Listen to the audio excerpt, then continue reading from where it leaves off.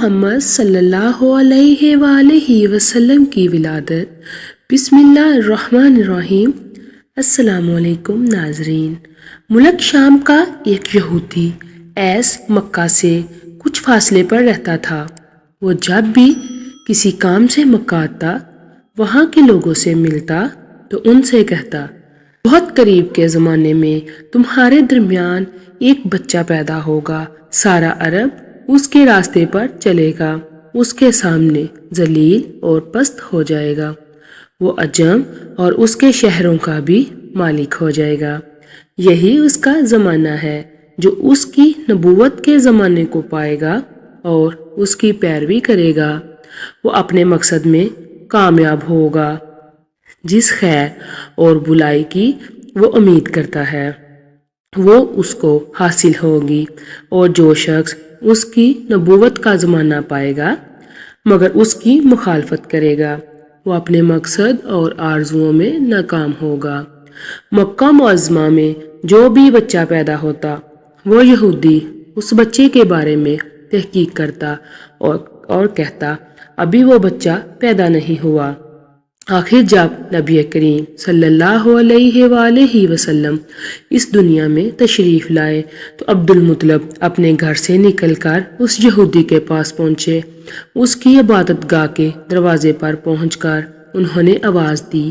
S نے پوچھا، کون ہے؟ انہوں نے اپنا نام بتایا۔ پھر اس سے پوچھا، تم اس بچے کے بارے میں کیا کہتے ہو؟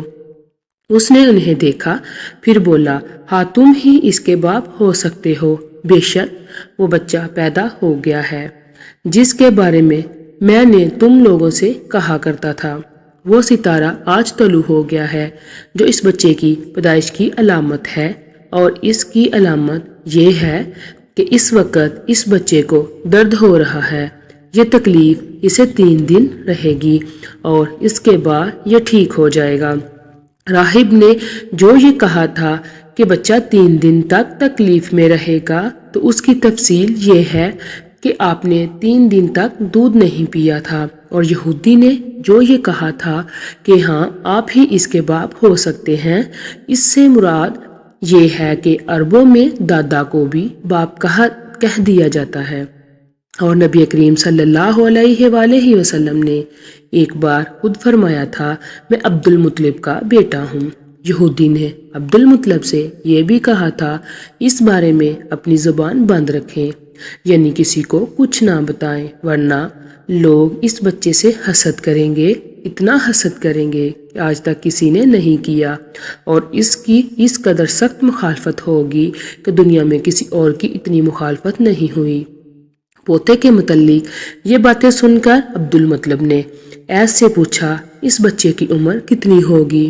یہودی نے اس کے سوال کے جواب میں کہا، اگر اس بچے کی عمر طبی ہوئی تو بھی 70 سال تک نہیں ہوگی، بلکہ اس سے پہلے ہی 61 یا 63 سال کی عمر میں وفات ہو جائے گی، اور اس کی امت کی اوسط عمر بھی اتنی ہوگی۔ اس کی پیدائش کے وقت دنیا کے بت ٹوٹ کر گر جائیں گے۔ یہ ساری علامات اس یہودی نے گزشتہ انبیاء کی پیش گوئیوں سے معلوم کی تھی اور بالکل سچ ثابت ہوئیں۔ قریش کے کچھ لوگ عمرو بن نفیل اور عبداللہ بن جحش وغیرہ ایک بت کے پاس جایا کرتے تھے۔ یہ اس رات بھی اس کے پاس گئے جس رات آپ صلی اللہ علیہ وآلہ وسلم کی پیدائش ہوئی۔ انہوں نے دیکھا وہ بت اندھے منہ گرا پڑا ہے۔ ان لوگوں کو یہ بات بری لگی، انہوں نے اس کو اٹھایا سیدھا کر دیا، مگر وہ پھر گر گیا۔ انہوں نے پھر اس کو سیدھا کیا، وہ پھر الٹا ہو گیا۔ ان لوگوں کو بہت حیرت ہوئی، یہ بات بہت عجیب لگی۔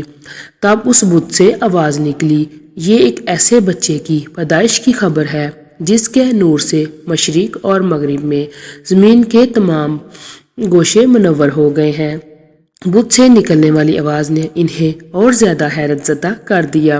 اس کے علاوہ ایک واقعہ یہ پیش آیا کہ ایران کے شہنشاہ کسریٰ نوشیروان کا محل ہلنے لگا اور اس میں شگاف پڑ گئے۔ نوشیروان کا یہ محل نہایت مضبوط تھا بڑے بڑے پتھروں اور چونے سے تعمیر کیا گیا تھا۔ اس واقعے سے پوری سلطنت میں دہشت پھیل گئی۔ شگاف پڑنے سے خوفناک آواز بھی نکلی تھی۔ محل کے 14 کنگرے ٹوٹ کر نیچے آ گرے تھے۔ آپ کی پیدائش پر ایک واقعہ یہ پیش آیا کہ فارس کے تمام آتش کدوں کی وہ آگ بجھ گئی جس کی وہ لوگ پوجا کرتے تھے اور اس کو بجھنے نہیں دیتے تھے، لیکن اس رات میں ایک ہی وقت میں تمام کے تمام آتش کدوں کی آگ آنن فانن بجھ گئی۔ آگ کے پوجنے والوں میں رونا پیٹنا مچ گیا۔ کسریٰ کو یہ تمام اطلاعات ملی تو اس نے ایک کاہن کو بلایا۔ اس نے اپنے محل میں شگاف پڑنے اور آتش کدا کی آگ بجھنے کے واقعات اسے سنا کر پوچھا، آخر ایسا کیوں ہو رہا ہے؟ وہ کاہن خود تو جواب نہ دے سکا، تاہم اس نے کہا، ان سوالات کے جوابات میرا ماموں دے سکتا ہے، اس کا نام ستی ہے۔ نوشیروان نے کہا، ٹھیک ہے، تم جا کر ان سوالات کے جوابات لاؤ۔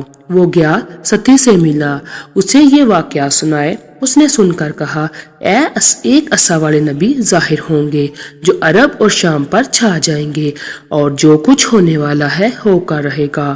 اس نے یہ جواب کسریٰ کو بتایا۔